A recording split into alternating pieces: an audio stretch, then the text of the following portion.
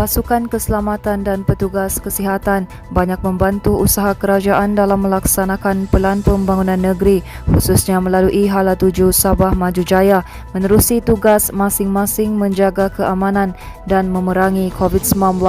Ketua Menteri Datuk Seri Haji Jinor berkata beliau yakin pasukan keselamatan dan petugas kesihatan memainkan peranan penting untuk membantu negara merealisasikan visinya menjadikan Malaysia sebuah negara yang progresif dan Sabah sebuah negeri yang makmur.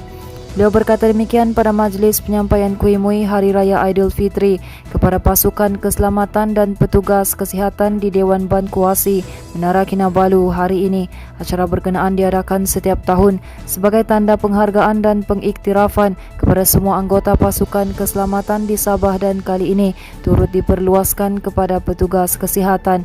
Haji Ji berkata kerajaan dan rakyat terhutang budi atas sumbangan dan pengorbanan anggota pasukan keselamatan dan petugas kesihatan. Sementara itu, 5 pihak berkuasa tempatan PBT di Sabah memeterai perjanjian persefahaman MOU bagi kerjasama pemasangan paparan pengiklanan digital di kawasan perkadaran masing-masing. PBT terbabit ialah Majlis Daerah Tuaran, Majlis Daerah Keningau, Majlis Daerah Putatan, Majlis Daerah Penampang dan Majlis Perbandaran Tawau. MOU itu dimeterai bersama Yayasan Bumi Putra Sabah Tenaga Sinduan Berhad pada satu majlis yang disaksikan Ketua Menteri Datuk Seri Haji Jinor di Pusat Konvensyen Antarabangsa Sabah petang semalam. Pada majlis itu, John bersama Ketua Pegawai Eksekutif Kumpulan GCEO JOYBS Asno Ahmad Muda mewakili. YBS Tenaga menandatangani MOU berkenaan, manakala 5 PBT terbabit masing-masing diwakili pengerusi dan setiausaha eksekutif Majlis Daerah dan Majlis Perbandaran.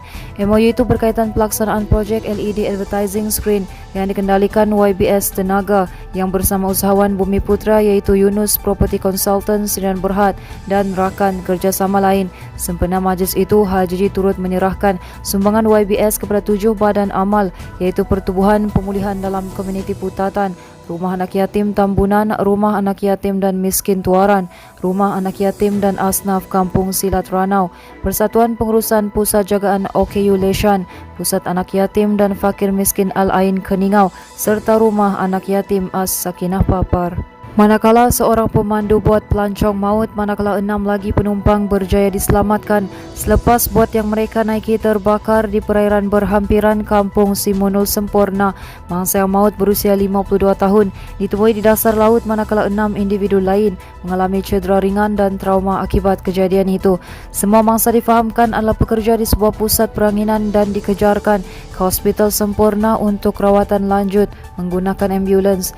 Itu situasi yang digambar berlaku ketika kursus pengurusan bencana anjuran Jabatan Penerangan Malaysia JAPEN dengan kerjasama jabatan serta agensi kerajaan negeri dan persekutuan yang dilaksanakan di daerah ini baru-baru ini. Timbalan Pengarah Bahagian Media dan Komunikasi Korporat BMKK JAPEN, Suziana Sukri berkata jabatannya melalui Majlis Keselamatan Negara MKN berperanan mengendali dan menyediakan pusat media di tempat kejadian yang diletakkan di dalam zon hijau.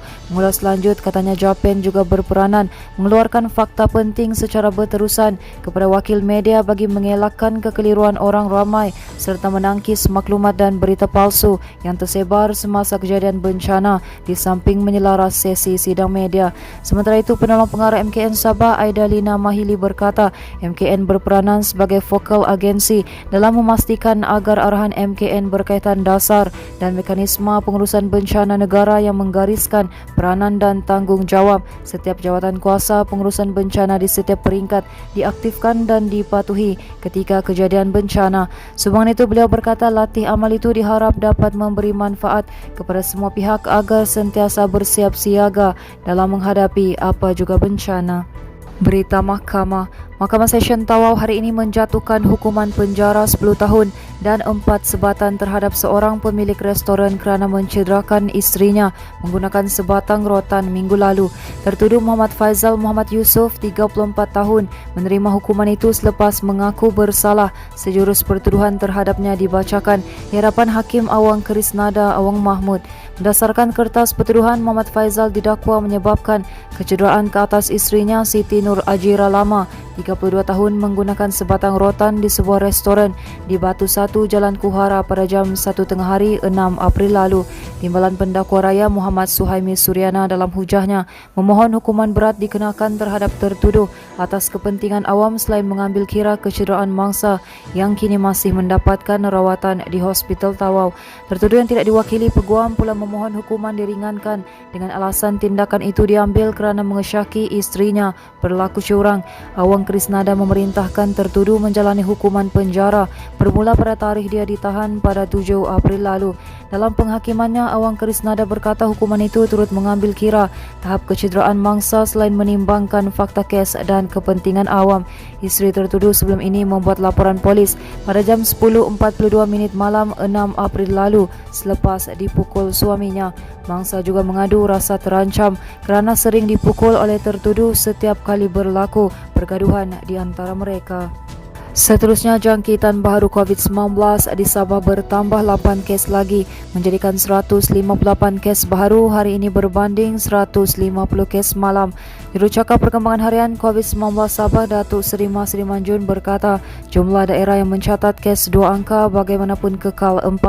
Masih diberkata peratusan jangkitan sporadik juga kekal tinggi, iaitu hampir 65% yang bermakna risiko jangkitan masih tinggi khususnya di tempat awam yang sesak dengan orang ramai. Teruskan bersama kami di asoka.com, berita komprehensif.